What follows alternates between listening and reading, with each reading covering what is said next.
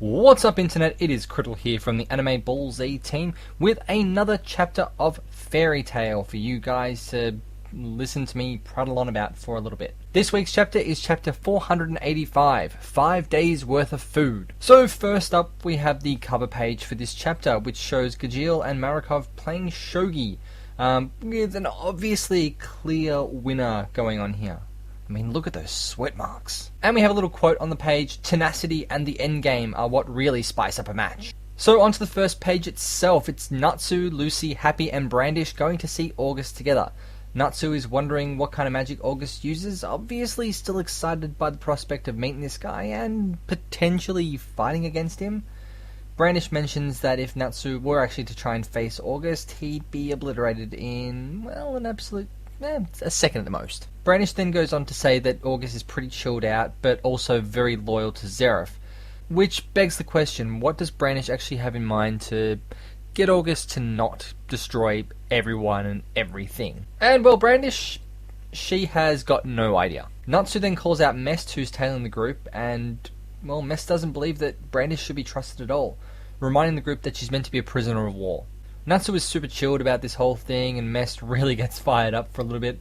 And yeah, he's not too happy about this whole thing. We get a throwback to Natsu's inability to use transport of any kind, with Lucy complaining about having to walk the whole way.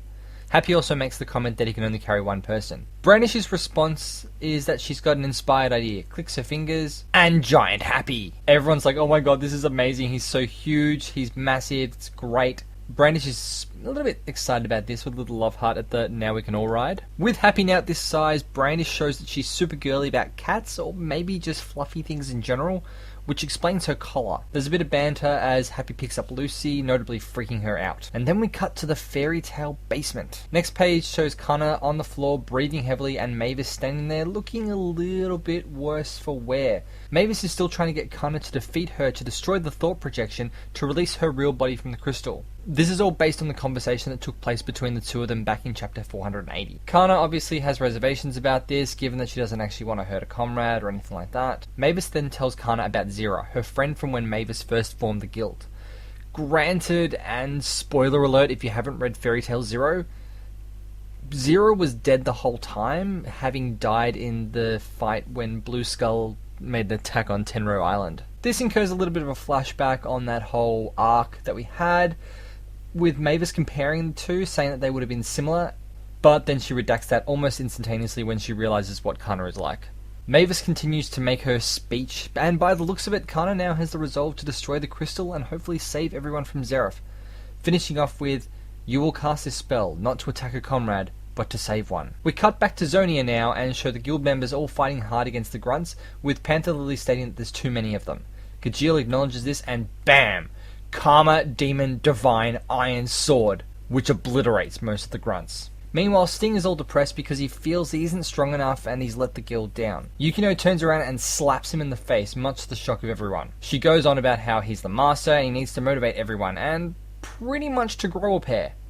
He apologizes, thus creating a Yukino and Sting shipping for everyone to enjoy. Sting then steps up to rally his troops, and we get the title for the chapter with his call to everyone. Blue Pegasus make a small cameo mourning Ichia's death, who, well, they haven't clicked to is still alive, or they just don't care that he's still alive. Minerva Rex shops, stating that she's going to show no mercy as they made Sting cry. And now Rogue is going to call Sting Master Crybaby forever, with, I guess, Yukino being a, I don't know, Crybaby Commander-in-Chief, or something like that.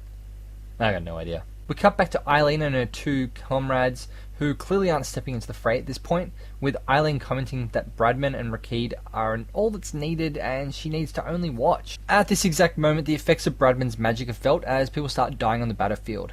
He is referred to as the Reaper, who was returned to finish everyone off. He appears only to have him hit hard and pinned to a tree by metal rods, courtesy of the metal dragon Gajeel, crucifying him in the same way that the Sabretooth and Blue Pegasus teams had done to them. Gajeel has a small flashback to what he quotes as the worst memory of his life, where he had strung up the Shadow Gear team of Jet, D-Roy and Levy, and even branded Levy with the Phantom Lord mark, back from when he was a member of that guild and he and Juvia were on the offensive with the Fairy Tail Guild. which is even more shipping for Levi and Gajeel, but at this stage they might as well get married already. We finish off this chapter with a look at Bradman smiling and saying, "What thou hast just touched is death itself." And we shall be continued in the fourth guest. So now Bradman and Gajeel is confirmed. Whether or not he's going to need help or not still begs to be seen, but I'm not sure how this will go down, as Gajeel is very headstrong and doesn't usually like to take help from other people unless it's potentially Natsu, maybe Panther Lily, maybe at a push Sting and Rogue, but I don't think he'd use many other people help out. Levi may have to step in and create some iron for him to eat so he can get his strength back, but we'll see what happens with that. We don't know the extent of Bradman's abilities, so I'm not sure how this fight's going to go down at this point. We know that he can seemingly induce death in people without a thought, but whether that's some kind of invisibility or he can control blood or something, I'm not too sure at this stage. We'll have to wait and see. As for next week's title, I can't even hazard a guess at what that would be. No group of few enough members needs a fourth, unless another member of the Spriggan 12 winds up with Eileen, Bradman and Rakid, but that seems pointless at this stage, given that both August and Eileen are praised as the strongest too. No one is going to step in before she annihilates everyone, and that's how things look. Eileen will sit on the sidelines until Bradman and Rakid are defeated, and then she will calmly walk in and beat everyone else in an instant. They won't even know what hit them. But anyway, that's for another time. I'm Criddle, this has been Fairy Tail Chapter 485, 5 days worth of food, and I'll catch you all on the flip side.